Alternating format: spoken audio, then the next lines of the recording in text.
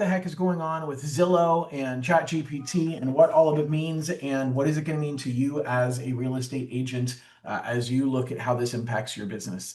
So I'm going to talk big picture about what it means, like what it literally is, and then I'm going to talk about some specifics of how I think I would be dealing with it if I was a real estate agent, how it's going to affect you on your listing side, how it's going to affect you on the buyer side, and then any Q&A. If you guys have questions, feel free to ask. I might have some answers. I don't know. Honestly, this is all brand new. Nobody has all of the answers, but I've listened to a lot of podcasts. I've tried to be knowledgeable on a lot of this stuff, and so hopefully this will be valuable information for you. So first of all, what changed? ChatGPT is actually changing a bit of how they want to operate. ChatGPT wants to become more of an operating system. And I want you to think of this kind of like your iPhone. Your iPhone is an operating system of itself. Apple controls the operating system of your iPhone. And if somebody wants to put an app on the iPhone, it has to go through Apple. Same thing with if you're an Android user, it's got to go through Google. And the whole point is it's Zillow's information that is being displayed on your iPhone, or it's Zillow's information that's being displayed on your Android phone, and it's Zillow's information that's being displayed in your browser, Chrome browser, or any other browser that you happen to be using on your computer. But the data is you're actually looking at Zillow's data. And the reason I'm explaining it this way is ChatGPT is not receiving information from Zillow. And for some people I've talked to, that's kind of a question, like, I don't get it. It's what you're really doing is you're logging into Zillow or viewing Zillow through ChatGPT instead of viewing Zillow through directly through the browser or through an Apple device or an Android. Why does that matter? Because it's not an obvious connection where your buyers are just going to go into AI and every single time that they say, hey, I'm thinking about buying a house, all that information is going to be able to be scraped from Zillow. Like you won't be able to use this to use AI to grab a bunch of information out of Zillow. It's a tool. Some people said, gosh, John, this is great. I'm going to use it for that purpose.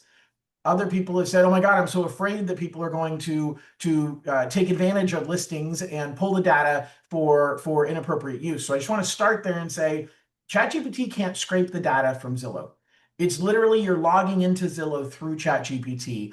And I know it's a nuanced understanding, but I think it matters for those of you who are trying to think through what is this, what's different? What does this really mean? It means you can talk to Zillow and search for things in Zillow without using the search boxes. So if you go onto Zillow right now, and I really need you to think not as you, because you're going to be logging in through your MLS provider, and you're going to be searching for properties that way. But your consumers, your clients, your buyers, your sellers or potential sellers who are going to be thinking about selling a home down the road, they're no longer only going to be searching on Zillow or Redfin or Realtor.com through the preset boxes.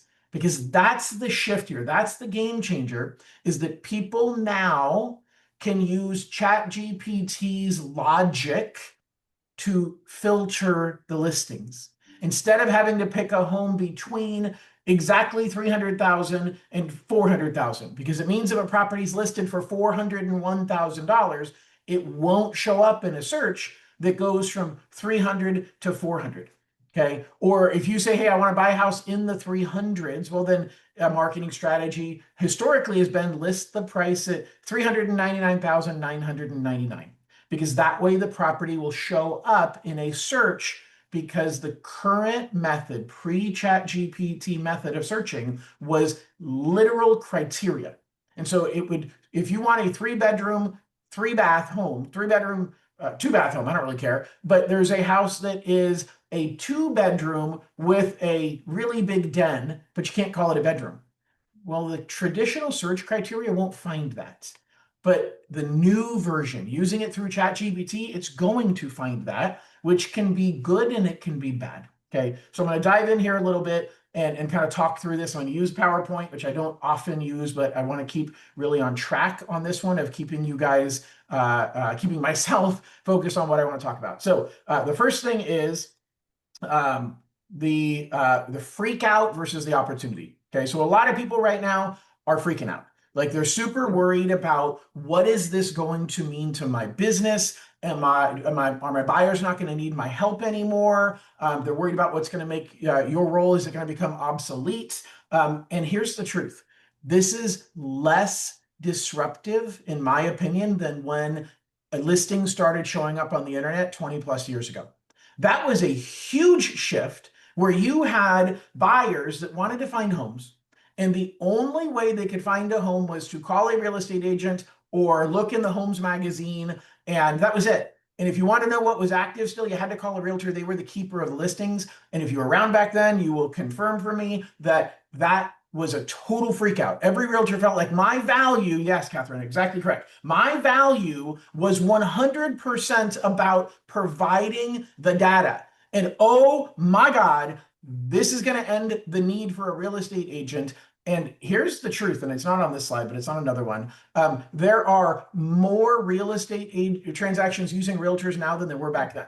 Okay, so here's the deal. It's about human expertise. And it wasn't about keeping the data hidden that made you valuable. It's about your expertise in interpreting the data.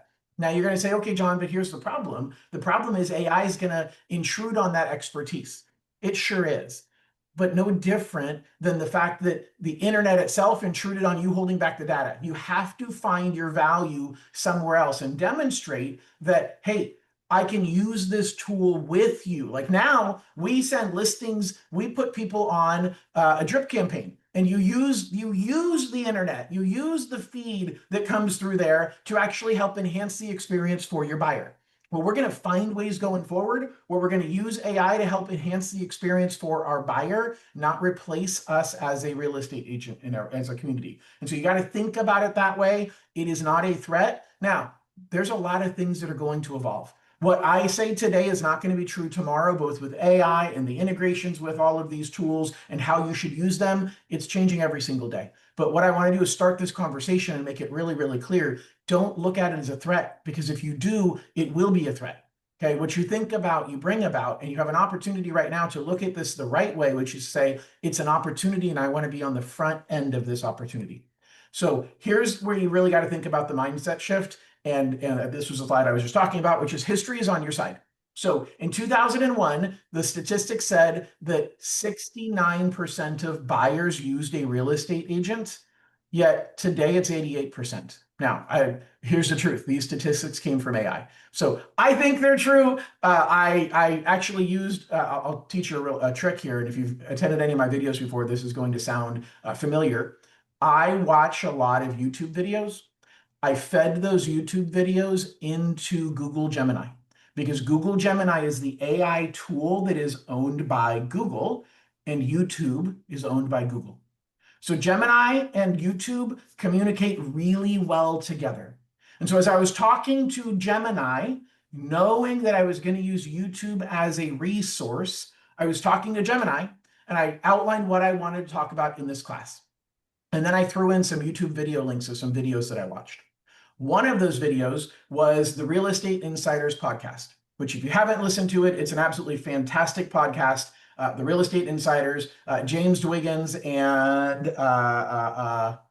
his partner, the other guy, Frank. I don't know. Anyway, he actually is the CEO of Next Home. It's a weekly podcast. I love it. It gives me a lot of great information that I can provide to my real estate agents. The Real Estate Insiders podcast, James Dwiggins.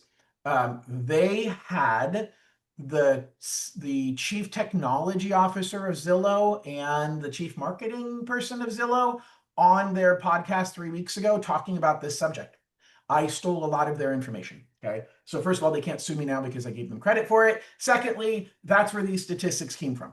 And so I'm teaching you all about AI at the same time as I'm covering this topic. And then, by the way, if you, I also want to give you a nugget, which is different portals are better at different things. And so I use Microsoft, and so I use PowerPoint, and Microsoft has a tool called Copilot.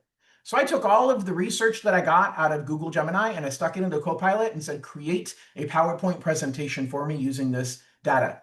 Everything you're seeing right now was done by AI. This is the first presentation I've done on PowerPoint that I didn't do any of it. I literally just stuck it in there. Every picture you see, the layout of it, 100% AI created. You'll be the judge at the end. I was thoroughly impressed. I thought it did a really good job of adding images that were appropriate and that captured what I was trying to say, making it appealing aesthetically, way better than I would have ever made it. So just giving you additional AI tips that I do every single month. I do this webinar, and it's all about AI and how to use AI in your real estate business. So today just happens to be about Zillow and how that's going to play out. So here's the deal. You obviously have shifted over the last 20 plus years from being the gatekeeper of information to being a partner. And that's really how you have to keep thinking. It is no different. I, forever, for the last 10 plus years, have been competing with Rocket Mortgage. And they're advertising saying, push button, get mortgage. You don't have to talk to somebody. You don't have to do anything. You just push a button, you get a mortgage tomorrow. That isn't the reality. And a good segment of the home buying population is not comfortable transacting online. And so you have to understand, are you going to lose some of your buyers that say, hey, I can do all the searching myself even better now than I could before? And that was really the only reason I was going to use you? Yeah, you are going to lose some of those people. But you have to focus on the market that does serve, that you do serve. You have to figure out who is your ideal client and focus on them and recognize you're going to lose some people, or they're going to say, hey, I'm going to go to a low price brokerage, somebody who's going to do it for cheaper because I don't need your help with this component. And maybe you're going to lose some business that way. I'm not trying to be unrealistic here, but this is no different than the challenges we've been dealing with for years. We all are dealing with new technology. We're all dealing with disruptors, and how do we show our value? And it's got to go beyond just the surface of, hey, I'm a great lender. I give really good customer service. I don't know a single lender that would say they're sucking at customer service. So I can't say, use me because I'm great at customer service. You can't say, use me because I can search the internet and find all of these properties for you using different search criteria because I've walked these homes. Now, that actually is a benefit that you've walked these homes if you have. But I'm going to get into it a little deeper here, but make sure that you're focusing on how can I use this to my advantage instead of, oh my God, this is going to ruin me. Okay, it's not going to ruin you. So here's the new battlefield. It's SEO versus AIO. If you have never heard the term AIO, by the way, there's a mortgage product out there called the AIO. That is not what I'm talking about. If you've never heard the term AIO, you need to start thinking about it. You need to start researching it. Pretty much everything I'm about to talk about is under the umbrella of AIO. So AIO is the same thing as SEO. So if you know what SEO is, traditional SEO is search engine optimization. It's how do you get your website, how do you get your information to be recognized by the search engines?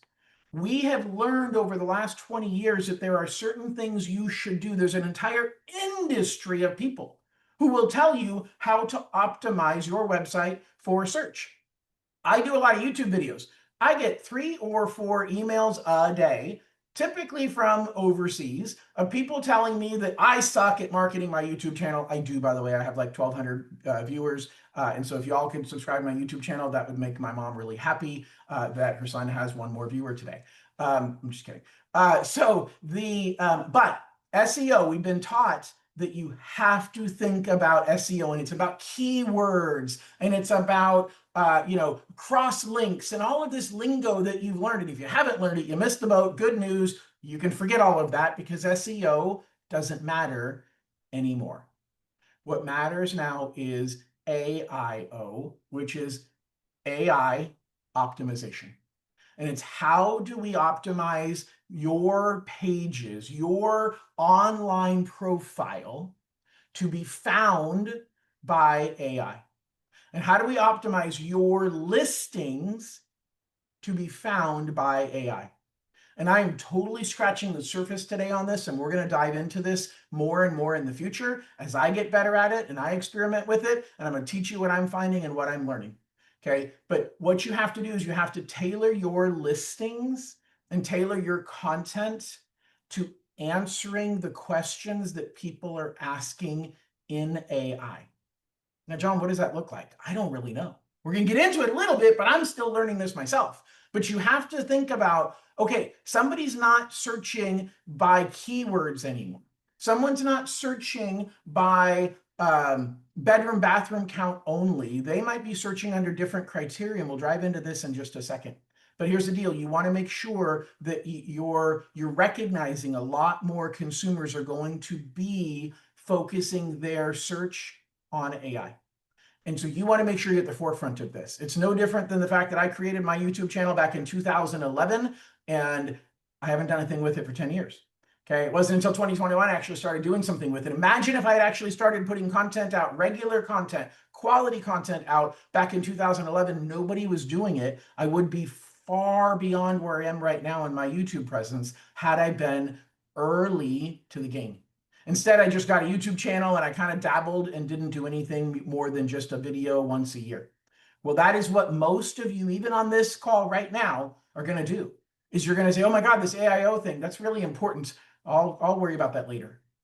And that's really, really good news for those of you who are going to take action. Because most of your peers are not. That means you're going to look very different in the search results compared to those that are the average realtor saying, I don't know, I'll figure it out when my brokerage gets caught up on it, and they'll do it for me and they'll handle it for me. Maybe, maybe not, but nobody knows you. Nobody knows your clients. Nobody knows your business. Nobody knows your specialties better than you. And so you've got to get on the rooftop with a microphone and shout it out as loud as you can in a way that AI is listening. Because even Google right now, if you go to Google and you do Google searches, it's no longer a normal Google search. It's an AI optimized search. And so it's not trying to find, here's the few words that you were looking for. Let's find those few words in as many websites as we can and rank them. It's saying, what is this person really looking for? Let me think about the question behind the question and answer that question for them instead of answering the question with keywords that they typed. And that's how you have to start thinking differently. And so you now have to show the consumer and not tell them during the search. And so this has to do with when you think about home buyers using this new Zillow component inside of ChatGPT. They're going to be able to say things, and I'll show you in a little bit some examples of what people are saying, but they'll be able to say things like, hey, find me a home that is within walking distance of shopping, okay? Well, then you want to use words like that. You want to say, but again, AI is looking for specifics. And so you no longer want to say walking distance to shopping. You want to say, this home is 1.4 miles away from the Roseville Galleria. Now you're getting very specific because AI can interpret that and say, hey, I'm looking for a house that's close to shopping. Well, what's good shopping in that area? The Roseville Galleria. What's close? I literally did this before the Zillow search came out, before the Zillow component or integration came out. I just used ChatGPT to search the internet broadly. And the problem is it couldn't get into Zillow. Okay, so that's the real game changer here, is it could only get into sites that were not blocking the AI from getting into them. And Zillow was blocking it. But I said, hey, I did this on a video like 3 or 4 months ago. And I said, hey, I'm a first-time home buyer searching for a home. I have 3 children that are these ages. I want a house in a neighborhood that has good schools that are within walking distance of schools that are rated better than average compared to the district. And I used that as my search criteria. And I watched as AI, as ChatGPT thought through this, and it said, okay, well, what is walking distance? And it defined walking distance as a half a mile. And then now, I don't know why it defined walking distance as a half a mile, but it did.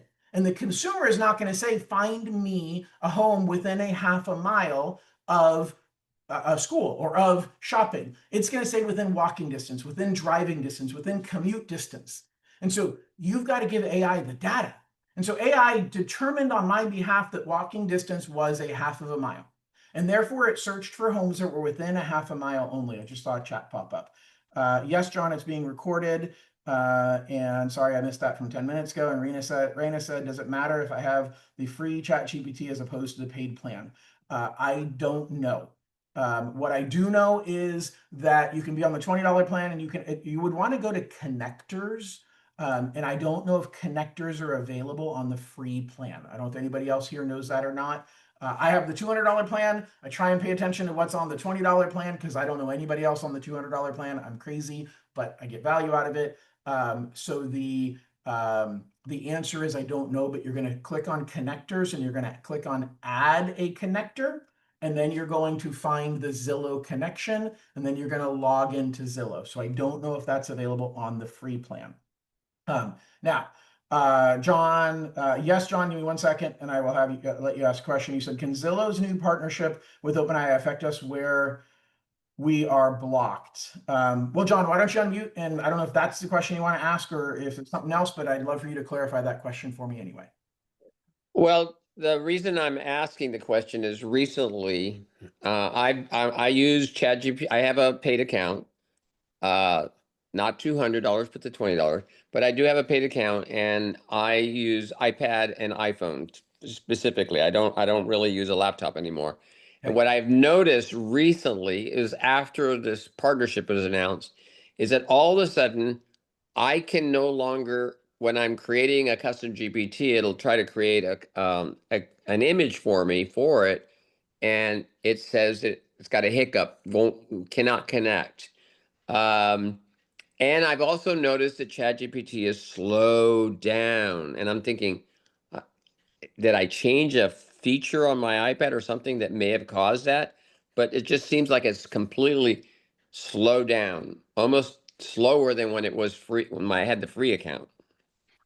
I have not noticed that, but I will tell you that that could be because I'm on the $200 plan. Because what I have been reading and hearing about is that ChatGPT is losing money on general search. Like they're making money on what's called an API connection. In other words, you guys, there's so many companies pitching you guys right now on AI tools. You can have a tool that does automated virtual home staging for you. Upload a picture, we'll do virtual home staging for you. Well, most of those tools go to the top 5 AI providers. So we're talking about ChatGPT, Gemini, Grok, and the other two. And they're logging in behind the scenes, and they're getting paid per token, per connection. The data that's being shared, they're getting paid every time somebody makes a query. Versus on the $20 plan or the free plan, clearly they can't make any money on the free plan, and they're really not making any money on the $20 plan. So they have not said this directly, but they've talked about capacity issues. They've talked about having the significant increase in the number of users, and that there are strains on the system. And it would not surprise me, no different than your cell phone provider is going to throttle your internet usage, at least in the past they used to. So John, I do think that's a real thing. And I think that as they bring on more and more subscribers, whether you're paid or not, they're going to be playing the game of, hey, pay me more in order to get this, what is it? Shrinkflation. Pay me more to get the same thing you were getting before, right? I'm going to, so that is what I believe is happening. I don't think it has anything to do with these connectors. I think it has to do with really the change that's happened in the number of users, and that they wanted to make it as good as they possibly could in the beginning for free, and now they want to discourage you from being on the free plan, and soon they'll start wanting to discourage you from being on the $20 plan, if I'm going to be honest. They want you to pay more, or pay per click, pay per the API usage. I know that's a little more detailed, but does that answer your question? Yeah, I mean, I was wondering if that Zillow partnership, how that may be affecting us as well. I don't think it is. All it's doing is creating more users. It's creating more people on the platform, whether it's how many people are using it overall, how many people have an account, but also how much usage per person. Both of those are going up. And so we're getting wider in the number of users and deeper in the amount of usage per person. And right now, the biggest problem with AI is energy and the ability to have enough microchips, enough energy to power the data centers, and enough data centers that are out there. And so it's literally an infrastructure issue. This is no different. I'm totally going to date myself right now. Which is back in the mid 90s, I was working for Radio Shack, and they were talking about the big high stream, or what do they call it? Whatever it is, the big pipe is literally what they called it, and they were laying fiber optic lines through neighborhoods that weren't being used yet because they were trying to lay the infrastructure and they didn't actually have the need for it yet. And we're kind of in the opposite place right now. Like, we're getting demand, but we don't have the infrastructure. Versus back then, when the internet was still being created, we have the infrastructure created before we really had the high demand.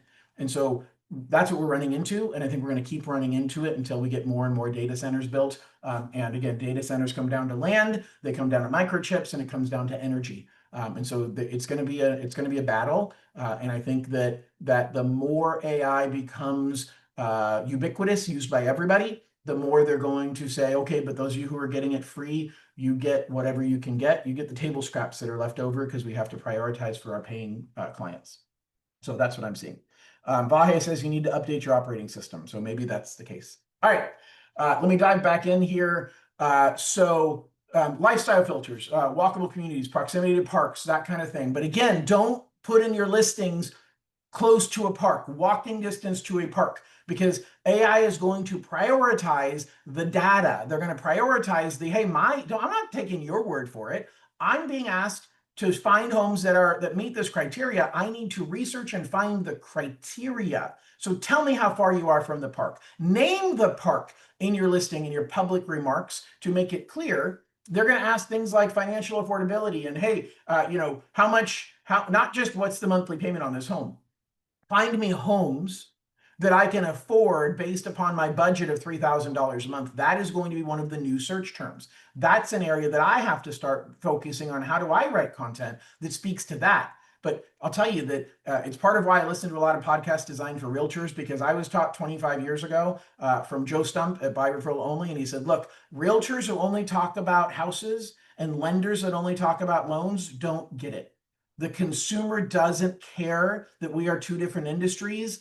They're looking for answers to both. And they're searching for, how do I find a home that fits my needs, that I can afford, that I will qualify for? And they're not looking at those as two separate things. And so those of us who are going to make it in this new world of being on through AI and through internet search and all that stuff, is understanding that you've got to merge the two together. We got our chocolate and our peanut butter, and you put them together and it makes my favorite candy. And so that is really, really important to understand, that you have to be cautious what you're saying about mortgages.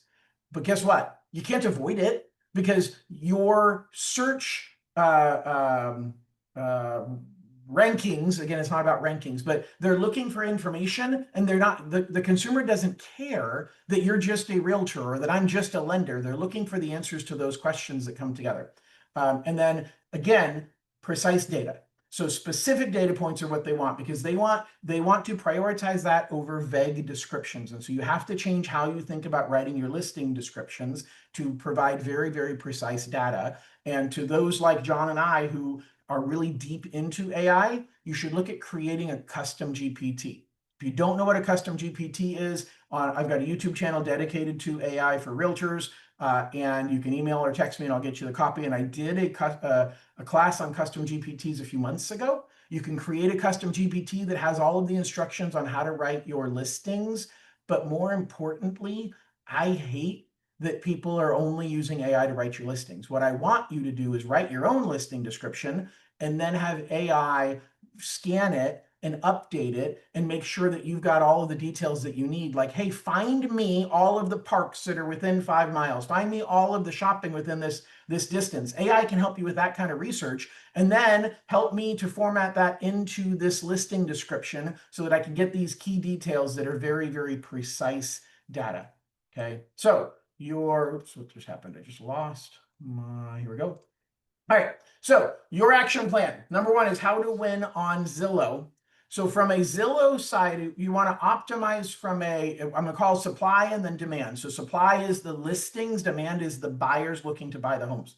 And so on the Zillow side of things, again, we've already said it, use precise descriptions. exact distances. These are computers that are looking for it. They're not looking for feel-good information. They're looking for data that they can use to interpret and answer the question the consumer asked. The consumer does not ask for data, but the computer is looking for the data. And I don't know the right answer because you have to appeal to both, because you're still going to have a lot of consumers who are going to be looking on the portals directly and they don't want to read data. And so I don't know what the right answer is. Maybe you're putting the feel-good stuff at the top and the data at the bottom. We're going to have to play with this, but you're now speaking to two different audiences. Okay, there are three modalities of people and how they process information: thinking, feeling, and knowing. Thinkers want as much information as possible. Feelers make a decision based upon the aesthetics, the visuals, how they feel about it, and then knowers go with their gut instinct. That's how humans make decisions. Computers make decisions based on one thing: thinking. And so it is interpreting what you put in there as a thinker. So you almost have to word your listings in such a way that you are talking to all three. But it used to be you didn't really care about the thinker that much. You weren't focused on them. And now you have to really elevate how much you're focusing on the data side in your public remarks of the things that the feelers and the knowers are going to ask in their query to AI. I know that can get overwhelming and confusing, but the consumer is going to ask questions as a knower or a feeler to AI, and AI is going to say, great, I'm going to go search to find the data to answer that question and feed it back to this person that's a feeler or a knower. And so we have to evolve. And it's trial and error. I don't have an exact formula yet, but I want you thinking these things as I'm thinking these things. Okay. So again, enhancing your descriptions and making sure that you are strategic about this is very, very critical. Okay. John's asking where to find previous recordings. It's AI Edge Training is what I named the YouTube channel. You can text, I don't have it in front of me. You can text my team or email us to get it, but it's AI Edge Training. If you go to any of my YouTube channels, there's a spot on the homepage to links to all of my other channels. You will for sure find it there. So you can go to John Lone King on YouTube, and that's my main YouTube channel, and that you can link then to AI Edge. All right. Let's talk about the other side of this, which is how to win as an agent. And from a buyer's perspective, because this is the other side that some people are thinking about a lot and most people are not, which is consumers are going to ask AI, find me a good real estate agent to help me. Who's the best real estate agent in this market that I should be using? Okay, back in 2012, 2013, I had a client call me. Maybe it was 2015. I don't know. It was a long, long time ago. I was much younger. I had a client call me, and I always ask, where did you find me? And they said, Siri. I said, no, seriously, how did you find me? And they said, Siri. I asked Siri, who's the best lender in Lodi, California? And they said, you. And I said, well, I love Siri. Now, I had no clue why Siri picked me, and I was super happy. And then I asked Siri, who's the best lender in Lodi, California? Don't ask that anymore because Siri doesn't like me anymore. I pissed her off. But Siri used Yelp. Now my phone is blinking because it thinks I'm talking to it. So I'm going to stop saying her name. So it used Yelp. And I had, the time had 4 5-star Yelp reviews, and no other mortgage lender in Lodi had 100% 5-star Yelp reviews. I only had 4. All of them were 5 stars. And so that was it. And that's how it was picked. That's how the SIRI system picked me. The same is going to be happening with ChatGPT and all of its peers. They're going to be asked these types of questions. It's already happening today. People are asking the question, who should I use to help me buy a home in San Diego, California? And AI is going to give you an answer, especially if you push. I actually asked this question a little bit. You should ask it in your town. You should ask it, hey, maybe you specialize in vacation homes. Who is the best realtor to buy vacation homes in South Lake Tahoe? Who is the best real estate agent to sell my home in Carmel, California? And see what they say. And then click where it says sources. Because every time you do a search on AI, there is the ability to see where they got the information. And so if you click on the sources, it will tell you why it picked that person, because it'll show you what web pages it looked at. It'll show you what information that it used. And so you can dissect, you can work backwards and say, oh, this is where that person was found. Okay. So you want to do a few things. You want to make sure that you're focused on local knowledge, because you guys are really hyper-focused. Most realtors are hyper-focused on a community. I will tell you that this speaks to a concept that I learned a long time ago, which is specialization versus generalization. Okay. If you are a general practice doctor, you're willing to see everybody and anybody, but there's only so much you can charge because you are a generalist and there's lots of generalists out there. But if you're a specialist and you are a specialist specifically in knee injuries that happened while you were in high school running track and field, then guess what? You have a very small population of potential clients, but when you find them, they want you because you are an expert in exactly their situation. Okay, they have exactly the symptoms that you say you are an expert in. And so in the sea of sameness, in the world of AI, the world of the internet, if you say, I'm the best realtor out there, that's like me saying I give good customer service as a lender. Everybody says it. Be specific. Even if you do multiple things, start figuring out what is my specialty that I want to market myself as. Here's the dirty secret. When you market yourself as a specialist, people fall in love with your professionalism and your expertise, even if they don't need your specialty, and will often call you and say, hey, I know you're an expert in this, but you impressed me. Can you help me with that instead? I have a YouTube channel dedicated to the California Dream for All down payment assistance program. And it's a pretty small segment of the population that meets the criteria to qualify for that program. But I regularly get people calling me saying, John, I watched your stuff on YouTube and you are honestly the smartest lender that I've ever seen on YouTube. And I don't know why you don't have more subscribers. I know, I'm sorry. But they also say that I'm not a first-time home buyer. I don't meet the criteria for this program. But are you able to do other types of loans? Can you help me out? And so I'm being a specialist. I'm screaming from the rooftops, I'm an expert in this, but my expertise in that exudes trust. And that's actually what I'm trying to get is trust. Okay, I'm trying to build their trust in me to say, you're the one, you're the one, you're the one that I want to work with. And that is what I am trying to get across. Okay, so that's where we're saying here, create targeted content and be consistent. Don't my California Dream for All YouTube channel. Literally in September, I closed 8 transactions from that channel. In October, I closed 7 transactions from that channel. In November, I currently have 6 transactions already set to close from that channel. Now you're gonna say, my God, John, they're going down. Well, okay, thanks for pointing out the obvious, but there's a reason for that. I won't go into all the reasons for it, but I expected that because this program kind of has peaks and valleys of attention, and we're in a valley and we're about to hit another peak early next spring. So I expect that. But I'm literally closing a lot of business out of my Dream for All channel, and not all of it is about that program. And so it's about being a specialist, targeted content. But if I throw out one video about something, which is what most of my peers have done, it's what I did on my YouTube channel from 2011 until 2021. Okay. Of course, it was a different actor back then. The actor had color and pigment in his hair. So if you want to see some cool videos of a guy with dark hair doing videos, you can go back to my channel in 2011. This guy, doesn't believe in pigment in his hair. You want to build trust. You want to become an authority in your marketplace. That is where AI, when somebody searches and says, hey, I need this, I am a veteran looking to buy in this community, and you've been talking about VA and helping veterans buy homes, you're going to rise to the top.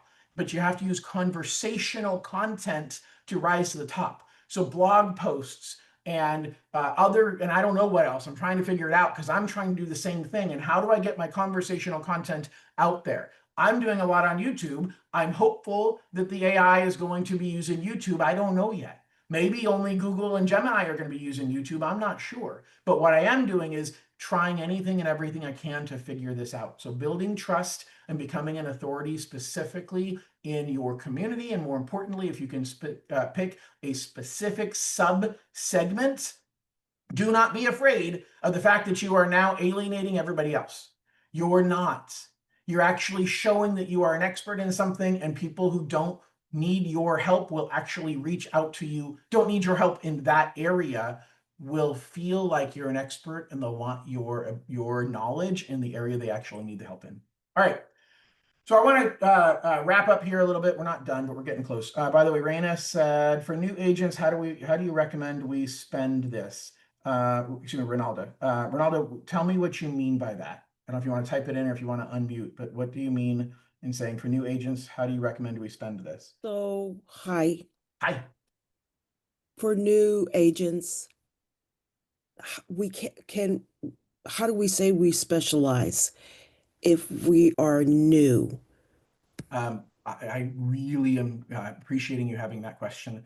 So I coach loan officers. I've been a student in coaching for the last 15 years. I've been a coach for the last 10. I see a lot of new loan officers that I coach that have exactly that question. And the answer is you can choose to you didn't say you are experienced in. And that's the key. Now, you're not saying I don't have experience, but when you say I specialize in, you're making a statement about the present and future, not the past. You don't have to say, but like I can say, I have closed 52 California Dream for All loans in the last 12 months. Ask any lender that you're talking to if they've closed more than that. If they have, go use them. Now, that's because I have the experience. But I started specializing in this. Now, nobody had done these loans, but the truth is that's a good example. Nobody had done it. And so I was the loudest voice in the room. I was talking about it all the time. And so I became like, I don't know, I haven't looked in 3 or 4 months, but 3 or 4 months ago, I went onto YouTube and I searched California Dream for All, and I was 8 of the top 10 videos or channel links were me because I've consistently been the loudest voice in the room on that one topic. And I only today can I say, by the way, I've closed 52 of these in the last 12 months. Ask the lender you're talking to or that you're thinking about using how many they've done, and then decide who you want to use. That's the only piece that you're missing is the experience and your ability to say, I'm experienced in this, that you don't have. But you don't have to have that because I built my presence without experience, because I did research. And here's the sad truth. The internet is full of prophets that are spewing the wrong information, and people listen because they're eager to hear a voice. Be the voice, and be the voice with the right information. Be the voice that is explaining to people the pros and cons and why they should and shouldn't buy a house, buy a condo. Maybe you are an expert in condos and that's what you choose to be. Now, expert is probably not the right word if you don't have experience in it. So specialist is the right word. I can't be an expert because to me, an expert means I've got, at least to me, an expert says I have the experience doing it, but I can be a specialist in it. I could have graduated college with a specialty in orthopedic surgery, specifically sports injuries on knees, because I took courses on that and I studied it. That doesn't make me experienced doing it, but I'm a specialist in it because I focused my energy and attention on that. And that's the key that I look at when you're saying pick an area of specialty. You don't have to have experience doing it to declare that you are the specialist. And there's so much good information online, and using the tools and process I talked about earlier, where you can watch YouTube videos and then ask Google Gemini to interpret them for you, is a great process for you to get content, because then you can take that interpretation from those YouTube videos, just like what I'm doing right here. I took 7 different YouTube videos, combined with my own knowledge and experience of using AI. By the way, nobody has used this Zillow AI connector for more than 3 weeks. So I am not experienced in it, but I'm the loudest voice in your room. And I have a bunch of you right now willing to come and listen to this because I claim to have good information. Now I'm substantiating that, I hope. Nobody's left yet, so I can probably say that's a validation of the fact that being the loudest voice in the room does not mean I have experience with this, but it means I'm willing to talk about it and nobody else is. So stand tall and shout from the rooftops. Thank you. I appreciate that feedback. All right, let's move on. So this is some of the stuff that they talked about in the Real Estate Unfiltered podcast when they were talking to the people who run this at Zillow. And so I just want to clarify for those of you who care. Zillow has strict contractual agreements with the MLSs. and nothing is breaking those contracts. Zillow, if it's not in Zillow on the web portal, it won't be here. Their whole thing about exclusive listings and all that stuff that I'm not even an expert in, but there's a whole argument about whether it'll show on Zillow under certain circumstances. It's all the same stuff. Zillow is a self-contained app. It's just like Apple, when you're on your iPhone, can't get Zillow's data into Apple. You're logging into Zillow through your Apple iPhone. You're logging into Zillow through ChatGPT, but you're using the touchscreen on your iPhone to navigate Zillow. Well, you're using the chat interface on your in your ChatGPT to navigate Zillow. Okay, so this meets all of the legal compliance stuff. There's not any kind of inappropriate data sharing, and there are safeguards in place. They've really, again, I listened to the podcast. It was really, really good. It provided a lot of good background information, and just the understanding that this is not Zillow handing over all of this data to ChatGPT. It's Zillow holding the data and you're just logging into it through ChatGPT. That is an important distinction. So here's the deal, kind of as we look forward to what's changing in AI, and as a real estate agent, you gotta think differently, as we've always had to do. Okay, I've reinvented myself. I've been doing this for 25 years. I have reinvented myself multiple times in that 25-year timeline. And it's about figuring out who's my audience, what does my audience need, and what tools are they using, and what does my competition look like? Now, here's the truth. The tools they're using are changing. Your competition is changing. The landscape, it's changing. But there is absolutely a place for you in that landscape if you're willing to do the same thing, which is to change. If you're going to keep doing the same thing over and over again and expecting different results, well, there's a word for that. Okay, it's crazy to think that you can do the same thing over and over again and expect different results. And so don't do that. Be willing to change. Be willing to shift, because AI is shifting the mindset. People used to go to Google and they literally would say, hey, find this thing for me. Find me a website that answers this question. Now they've shifted to go to AI and say, find me the answer. Not find me the website, but find me the answer. So don't give me 5 different web links to read through to figure out which one applies to me. Give me the answer to what is my question, instead of me having to search and find it. But there's another step beyond this, which is do it for me. The do it for me stage is already here. The do it for me stage says that AI is going to perform tasks for you, and that's going to become more and more common. Sign me up for a search to give me new listings every time that they come up. That's probably not that far away for them to be able to have AI just be their omnipresent search tool, to just say, hey, kind of like what you do for them when you set them up on a drip. We're inches away from that from an AI perspective. But more importantly, there's going to become a disruption in all industries that's going to be AI doing it for you. So the internet, when you think about travel agents, took away a lot of business, disrupted the travel agent business, because the travel agent was the keeper of booking the flight. Now the user can book the flight directly going to the internet. Well, now AI will book the flight for you. You don't even have to search. AI, find the best one. You don't have to search anymore through all the different airlines or all of the different websites that can, kayak and whatever. AI is going to find you the best flight, and then it's going to book it for you. And it's literally going to say, input your credit card here.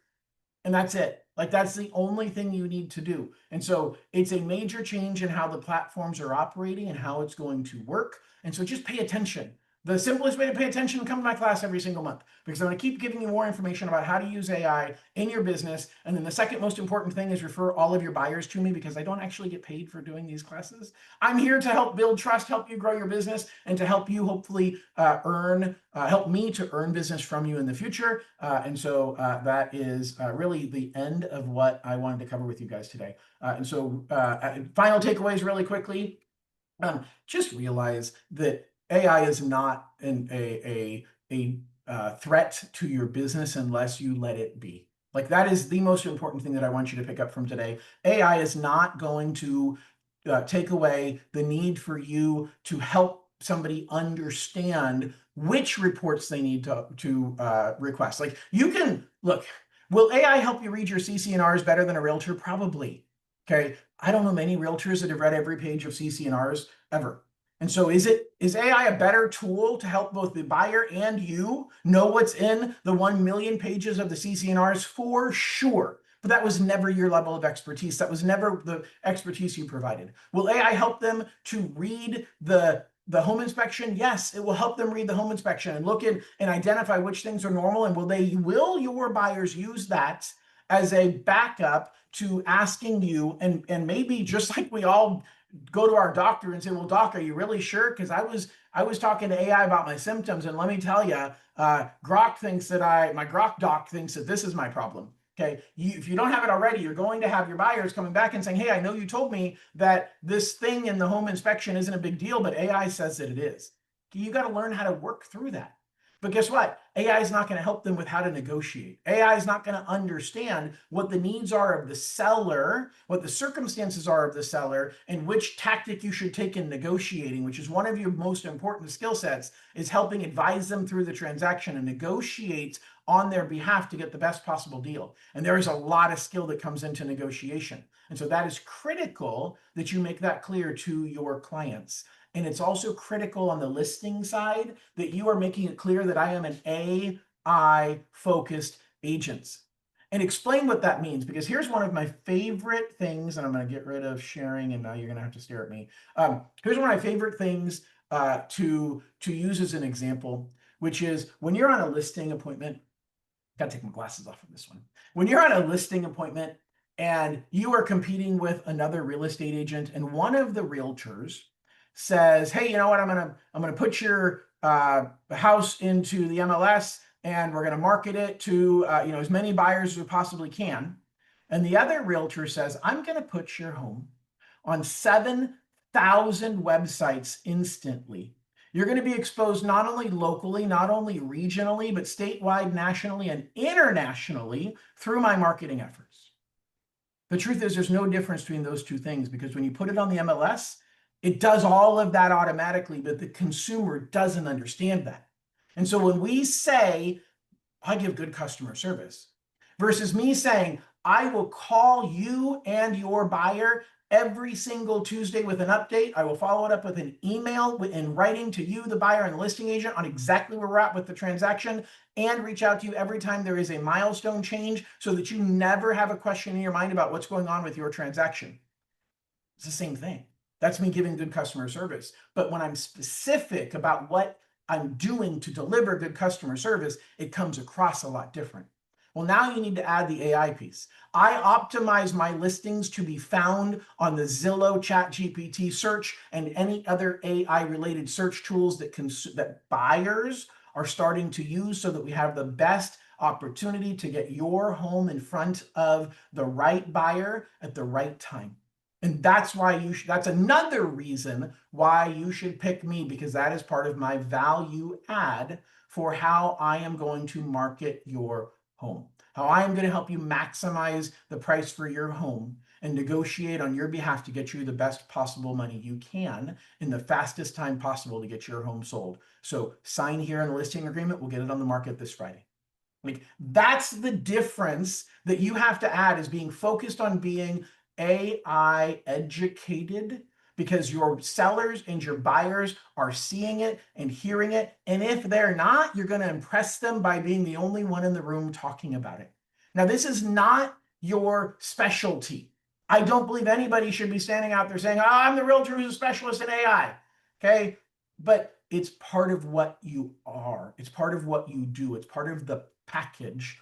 And it's important for you to understand how these things relate.